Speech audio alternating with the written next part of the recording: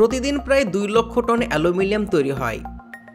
শুধু আমেরিকাতেই বছরে 4.5 billion kilogram বেশি অ্যালুমিনিয়াম ব্যবহার করা হয়। আর পুরো পৃথিবীতে প্রতি বছর 21 বিলিয়ন কিলোগ্রাম অ্যালুমিনিয়াম ব্যবহার করা হয়। এই বিশাল চাহিদা মেটাতে লাখ লাখ টন পাথর প্রক্রিয়াজাত করা হয়। কিন্তু একটা লালচে পাথর কিভাবে পৃথিবীর সবচেয়ে মূল্যবান ধাতুগুলোর মধ্যে একটি পরিণত হয়?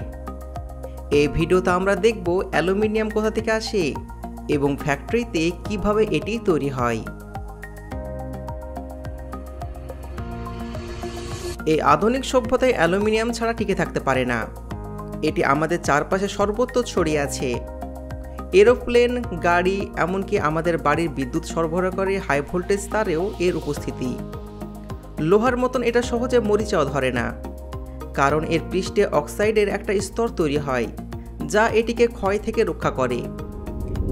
এটি স্টিলের চাইতে 3 গুণ হালকা, আর এর ঘনত্ব কম এবং উচ্চ শক্তির কারণে এটি উড়োজাহাজ তৈরির প্রধান উপাদান। 1807 সালে ব্রিটিশ রসায়নবিদ হামফ্রে ডেভি প্রথম একটি ধাতুকে অ্যালম নামক লবণ থেকে শনাক্ত করেন, কিন্তু একে আলাদা করা ছিল একটা বিরাট বড় চ্যালেঞ্জ।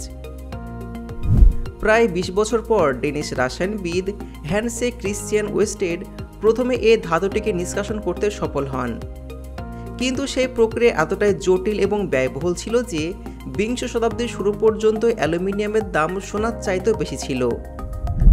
স্বয়ং নেপোলিয়ন বোনাপার্ট তার সবচেয়ে গুরুত্বপূর্ণ অতিথিদের জন্য অ্যালুমিনিয়ামের তৈরি কাঁটা চামচ ব্যবহার করতেন, যেখানে বাকি অতিথিদের সোনার কাঁটা চামচ নিয়ে সন্তুষ্ট থাকতে হতো। কিন্তু 1886 সালে একটা আবিষ্কারের ফলে সব কিছু বদলে যায়। ফরাসি পল হেরো এবং আমেরিকান চার্লস মার্টিন হল নামের 2 জন বিজ্ঞানী একসাথে একটি ইলেকট্রোকেমিক্যাল নিষ্কাশন প্রক্রিয়া আবিষ্কার করেন, যা আজকের যুগ পর্যন্ত ব্যবহার করা হচ্ছে। তারা দেখলেন যে অ্যালুমিনিয়াম অক্সাইডকে ক্লোরাইড নামক লবণে দ্রবীভূত করে বিদ্যুৎ প্রয়োগ করলে অক্সিজেনের পরমাণু আলাদা হয়ে যায় এবং খাঁটি অ্যালুমিনিয়াম তৈরি হয়। এই পদ্ধতিটি কম খরচে অ্যালুমিনিয়ামকে ব্যাপক পরিমাণে উৎপাদন করা সম্ভব করে তোলে এবং শিল্পক্ষেত্রে একটা বিপ্লব নিয়ে আসে। এটা তো দেখলেন অ্যালুমিনিয়াম কিভাবে আর কে তৈরি করছে, কিন্তু অ্যালুমিনিয়াম কোথা থেকে আসে? এটি আমাদের পায়ের নিচে আছে। আমাদের পৃথিবীতে সবচাইতে বেশি পরিমাণ থাকা ধাতুর 8%-এর বেশি অংশ অ্যালুমিনিয়াম দ্বারা গঠিত। তবে প্রকৃতিতে এটি খাঁটি ধাতু হিসেবে পাওয়া যায় না, যেরকম সোনা বা রূপা পাওয়া যায়।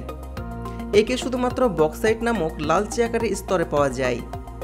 সবচাইতে বেশি পরিমাণ বক্সাইট পাওয়া যায় অস্ট্রেলিয়া, গিনি, ব্রাজিল এবং জামাইকায়। অস্ট্রেলিয়ার হানালে মাইন্স হল পৃথিবীর সবচেয়ে বড় বক্সাইট খনি। এখানে প্রতি বছর প্রায় 23 মিলিয়ন টন বক্সাইট তোলা হয়, কিন্তু বেশিরভাগ বক্সাইট তোলার জন্য প্রথমে 5 মিটারের বেশি গভীর শিলাস্তর ভেঙে ফেলতে হয়। এর জন্য 10 তলা বিল্ডিং ভাঙার মতন যথেষ্ট বিস্ফোরক ব্যবহার করা হয়। প্রথমে বড় বড় পাহাড়ে ড্রিল করা হয়, তারপরে অ্যালুমিনিয়াম নাইট্রেট এবং জ্বালানির মিশ্রণ দিয়ে বিস্ফোরক ভরা হয়। প্রতি মাসে 700 থেকে 900 টন অ্যামোনিয়াম নাইট্রেট ব্যবহার করা হয়। প্রতিদিন শত শত টন অ্যালুমিনিয়াম অক্সাইড যুক্ত আকরি বিস্ফোরকের মাধ্যমে বের করা হয়। প্রতিটি বিস্ফোরণে প্রায় 2 হেক্টর জায়গায় উন্মুক্ত হয় এবং 50,000 থেকে 1 লক্ষ টন আকরি বেরিয়ে আসে। এই 1 টন আকরি থেকে মাত্র কয়েক কিলোগ্রাম অ্যালুমিনিয়াম পাওয়া যায়। তাই একটি মাত্র অ্যালুমিনিয়াম পিণ্ড পেতে প্রচুর পরিমাণে বক্সাইট প্রক্রিয়াজাত করতে হয়।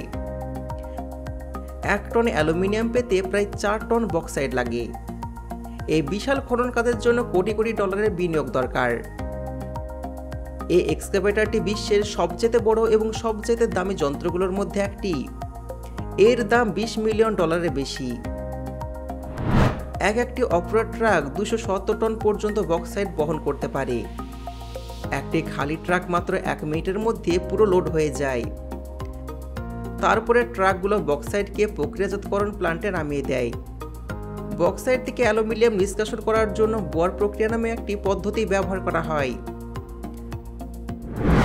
কনভেয়ার বেল্টে আকরি অর্থাৎ কাকরগুলোকে একটা বিশাল ঘূর্ণায়মান ড্রামের মধ্যে ফেলে দেয়, যেখানে বড় বড় লোহার বলগুলো সেগুলোকে গুঁড়ো করে মিহি গুঁড়ো তৈরি করে।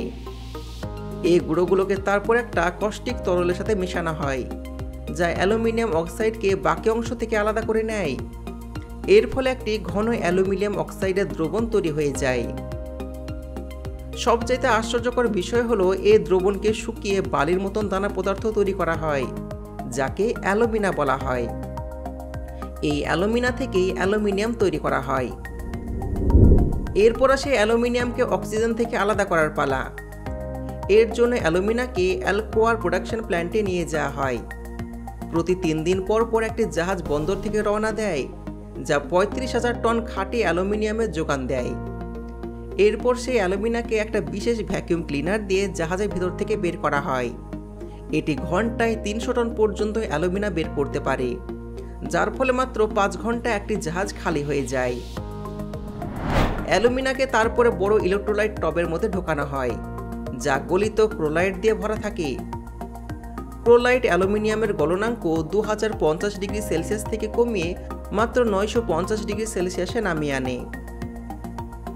খাঁটি অ্যালুমিনিয়াম পেতে হলে এর পরমাণু থেকে অক্সিজেন আলাদা করতে হবে, আর এই প্রক্রিয়ার জন্য প্রচুর পরিমাণে বিদ্যুতের দরকার হয়। তাই অ্যালুমিনিয়ামকে কঠিন অবস্থায় থাকা বিদ্যুৎ বলা হয়। 1 কিলোগ্রাম অ্যালুমিনিয়ামের মোট খরচের প্রায় 1/3 খরচ হয় বিদ্যুৎ খরচে। একটি প্ল্যান্টে ব্যবহৃত বিদ্যুৎ দিয়ে প্রায় 3 লক্ষ বাড়ির বিদ্যুৎ সরবরাহ করা যেতে পারে।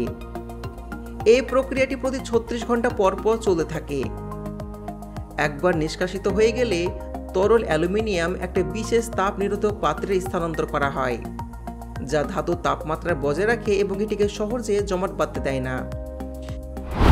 এরপর পরিশোধনের চুল্লিতে অ্যালুমিনিয়ামকে আবার গরম করা হয়, যাতে ফিল্ট্রেশন প্রক্রিয়ার মাধ্যমে হাইড্রোজেন বা অক্সাইডের মতন অবশিষ্ট অমেধ্য দূর করা হয়।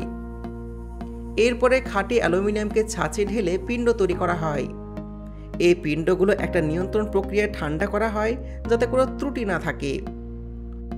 যখন পিণ্ডগুলো প্রস্তুত হয়ে যায়, তখন সেগুলোকে বিভিন্ন শিল্প কারখানায় পাঠানো হয়, যেখানে সেগুলো গাড়ি, এরোপ্লেন এবং নির্মাণ খাতের বিভিন্ন পণ্যে রূপান্তরিত হয়। এইভাবে বক্সাইট থেকে তৈরি হয় অ্যালুমিনিয়াম আমাদের আধুনিক জীবনকে গতিময় করে তোলে।